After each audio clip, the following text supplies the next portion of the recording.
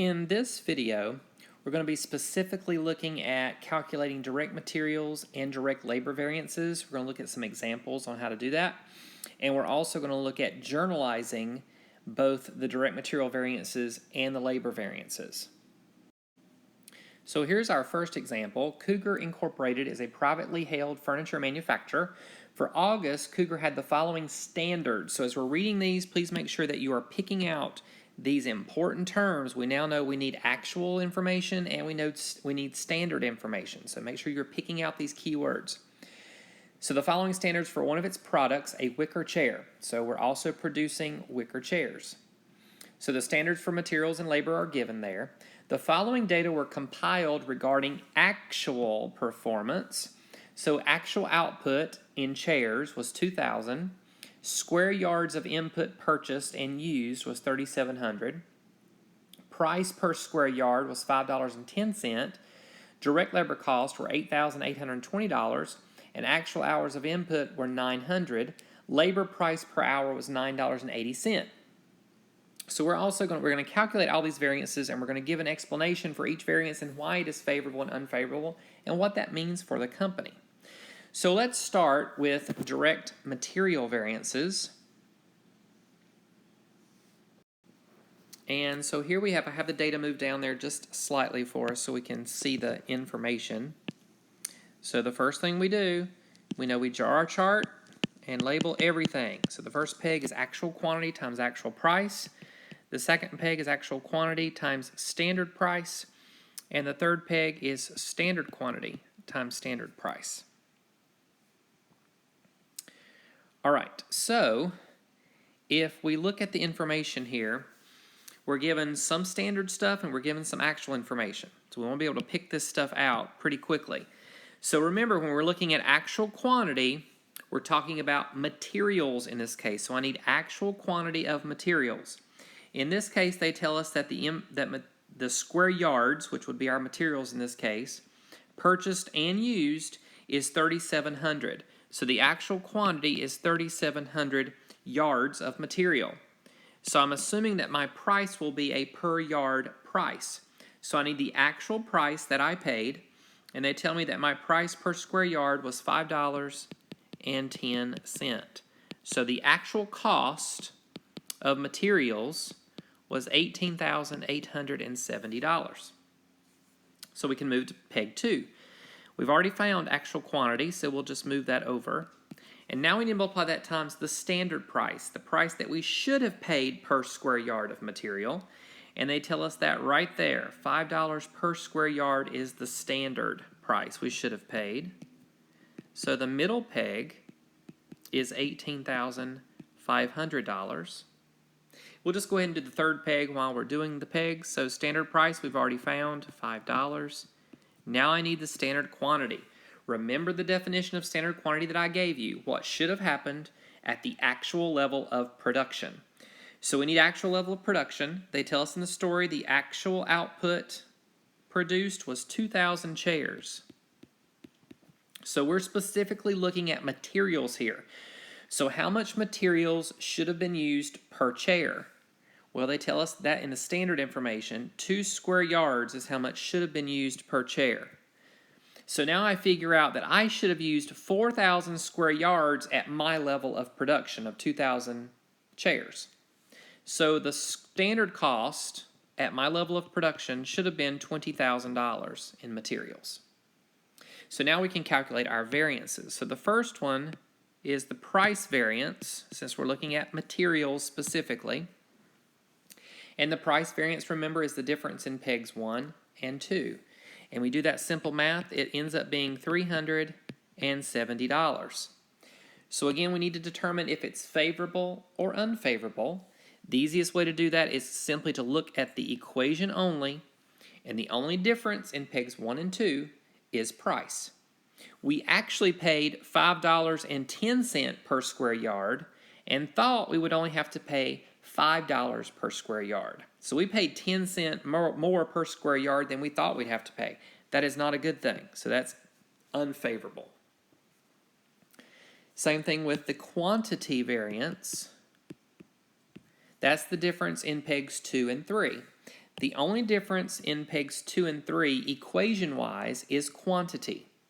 So we actually used 3,700 square yards of material, and at our level of production, we should have used 4,000 square yards. So we actually used less than we thought we would have to do at our level of production.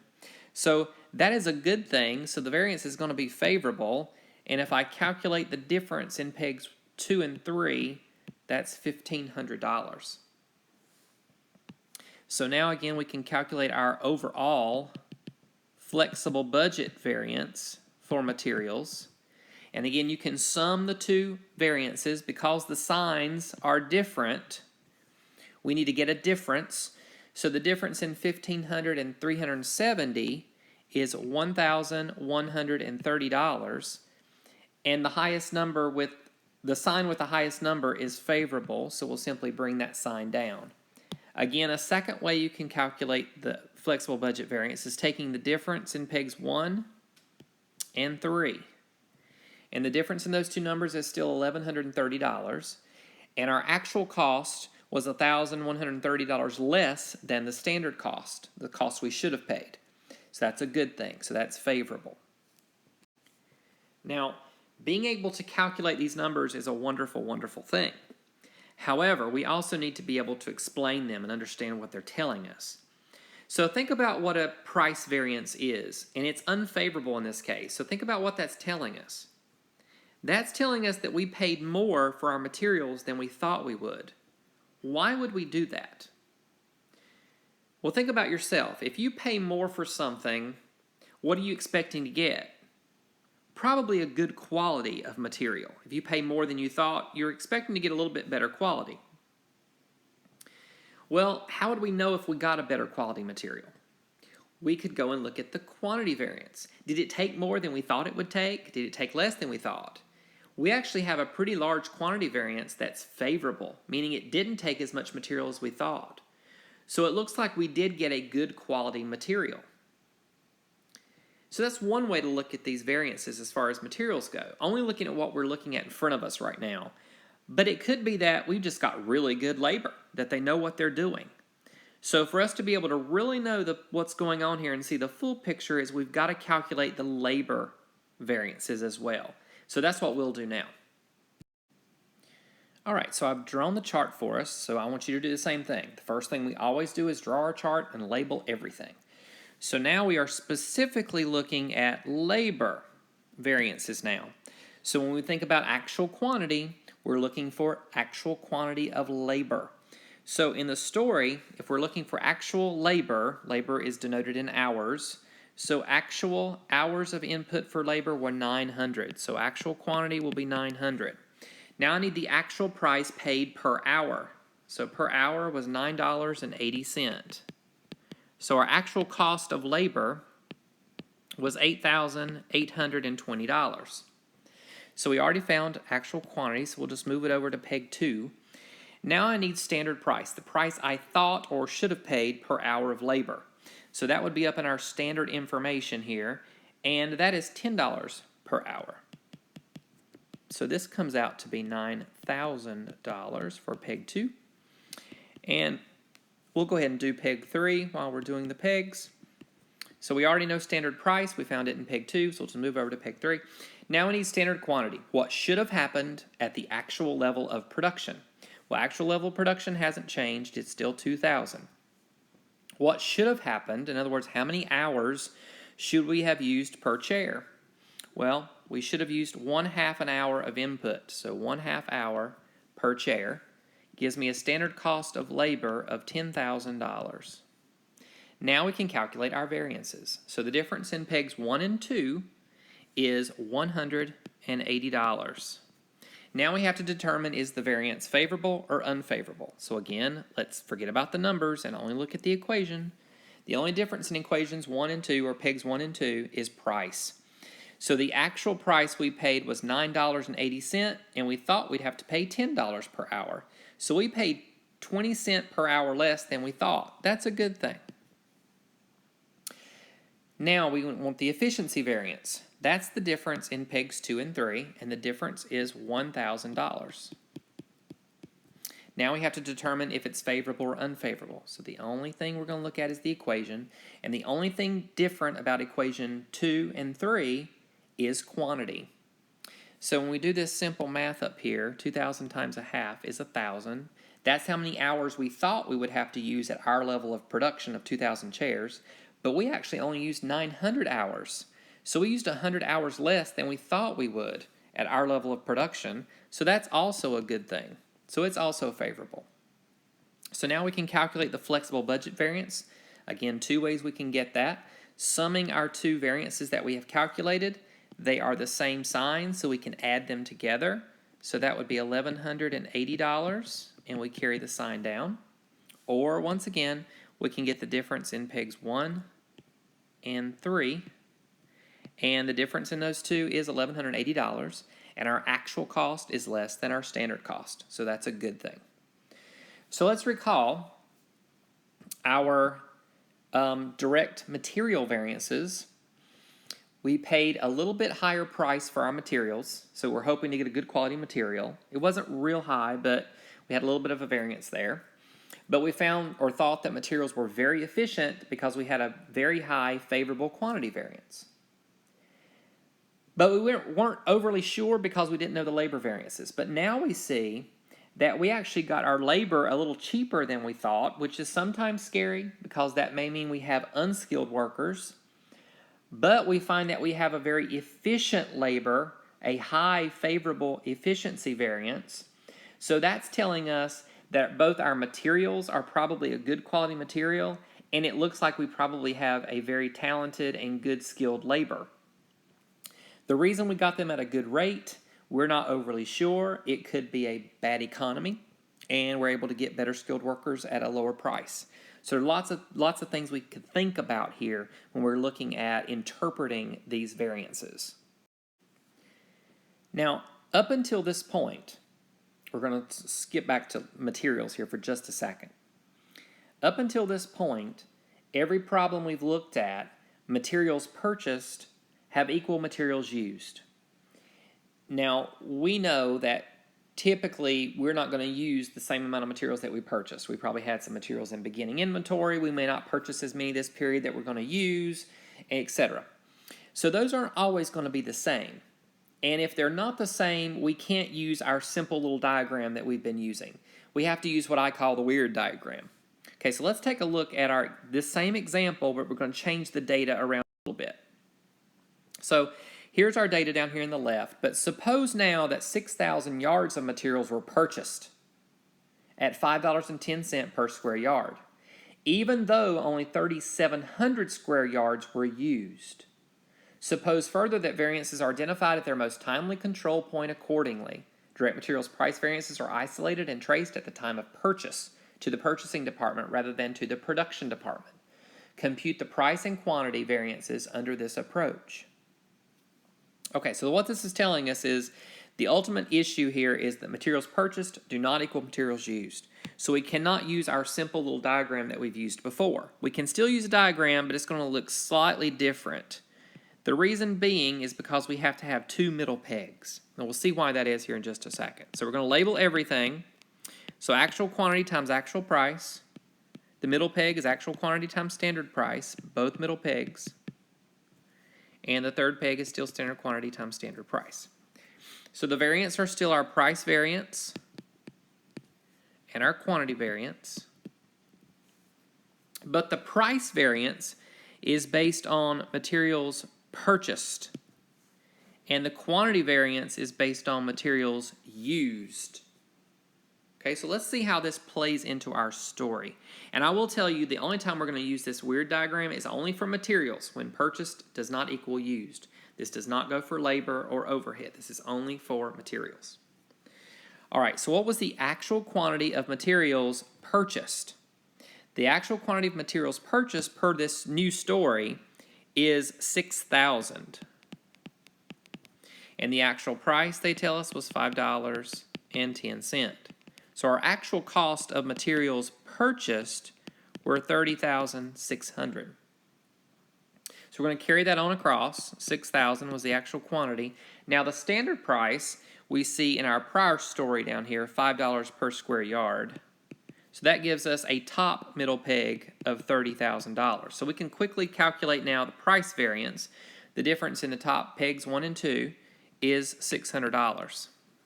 And it looks like the price we paid was 10 cents more than we should have. Not a good thing, so that's unfavorable. Now let's jump down to the second set of information here. So now I want the actual quantity of materials used. In this case, the actual quantity of materials used was 3,700. The actual price was, the standard price in this case is $5. We just found that out up above in the prior peg. All right, so this middle peg, bottom middle peg, is $18,500. Now our standard hasn't changed from before. So our standard quantity times standard price, we've already found standard price. What should have happened at the actual level of production was 2,000 chairs. What should have happened is 2 square yards of input. So our standard cost is still $20,000. Okay, so now the difference in pegs 1 and 2, in this case, the bottom second peg, is 1,500. The only difference in those two equations is quantity. We should have used 4,000 square yards. We only used 3,700, so that's a good thing and it's favorable. Also, another difference here is you can never have a flexible budget variance for materials when the materials purchased does not equal materials used, and that's because the quantities are different, so you can't compare them. Now, the last thing we want to do here for this problem is to journalize this information. So we're going to start by journalizing what you see right now. We're going to journalize these variances based on materials purchased not equaling materials used. Okay, so let's look at journal entries. All right, so here I have the variance calculations down there in the bottom right. We want to journalize these. So the first thing we want to journalize is the purchase of materials, and then we're going to journalize the use of materials.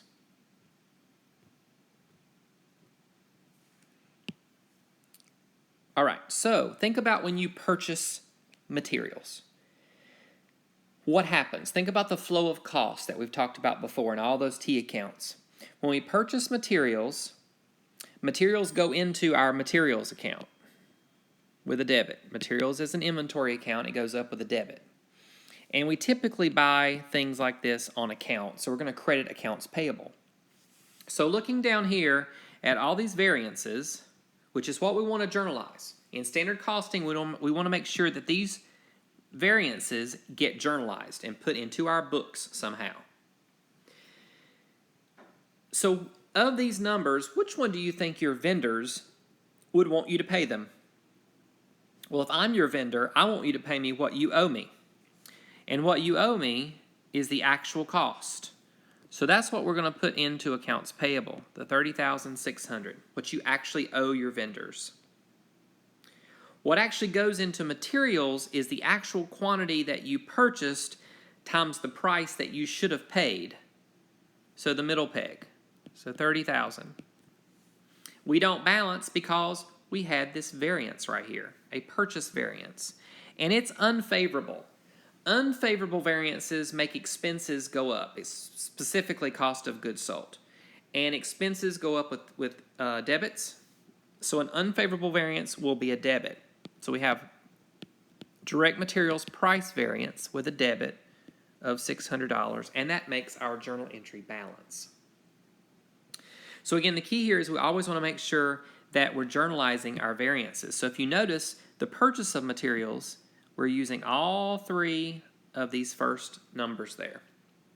And when we journalize the use of materials, you probably already guessed it, we're going to journalize these three numbers. Okay, so let's take a look at what that looks like.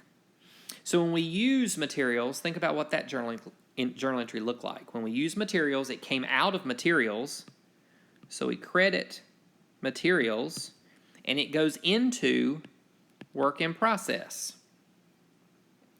So work in process always gets debited for the standard. So what should have happened? In this case, it was $20,000. Okay. And what comes out of materials is the amount actually used times the price you should have paid, which is $18,500.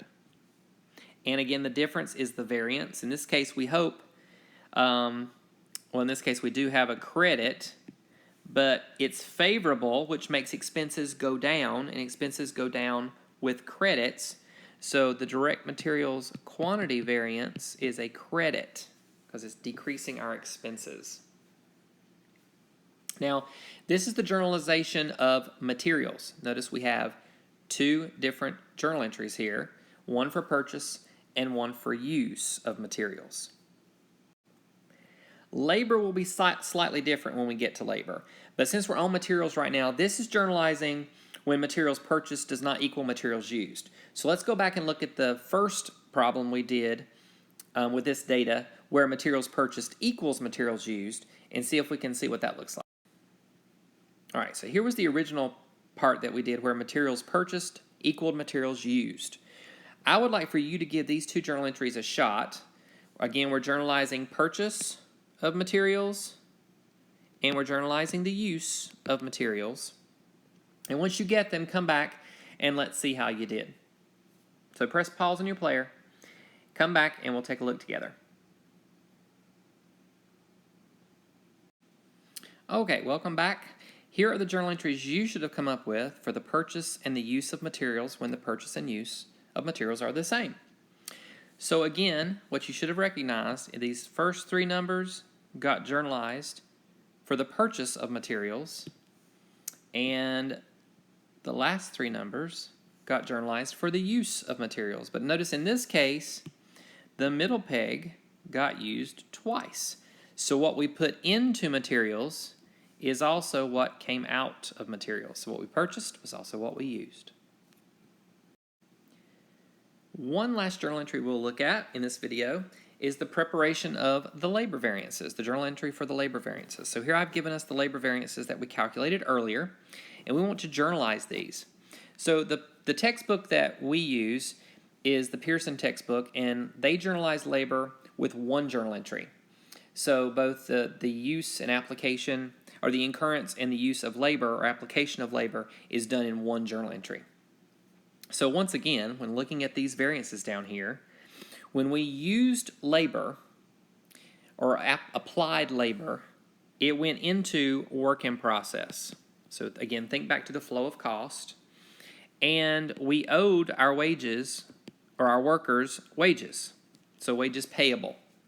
Because unlike financial accounting, we didn't debit wages expense because these costs don't get expensed until a product is sold, and it's expensed as cost of goods sold. So looking down here at these numbers, which number, if you were the worker, would you want to get paid? And unfortunately, it's not the highest number in the chart. It's the number that you actually owe them. Okay, so that would be the $88.20 that gets credited for wages payable. And again, just like with materials, the standard is what goes into work in process. So that would be the $10,000. And we don't balance because we have two variances. So unlike materials, the middle peg using one journal entry doesn't actually get journalized. Only the first and third pegs and the variances get journalized. And this is where it kind of comes important that you remember that unfavorable variances are debits and favorable variances are credits. It's not so difficult in this one because we can see that we need credits to make this work, and they both happen to be favorable. So we can figure out that they're both credits. However, when one is favorable and one is unfavorable, and you can't remember if they're debited or credited, then you're starting to play a puzzle here. You've got to figure out, well, does it work if I put this one as a debit and this one as a credit and vice versa? So it's better just to remember that unfavorable variances increase your expenses, so therefore they're debits, and favorable variances decrease your expenses, therefore they're credits. So in this case, the rate variance, so direct labor rate variance, is 180 favorable, and the direct labor efficiency variance is 1,000 favorable, and that makes our journal entry work. Now let's look at the little story here. So variances appear for direct materials and direct labor under standard costing, but not under normal costing. Direct material control account is now carried at standard unit prices rather than actual unit prices. The work in process control account is no longer carried at actual costs. And that is the calculation of variances for both materials and labor.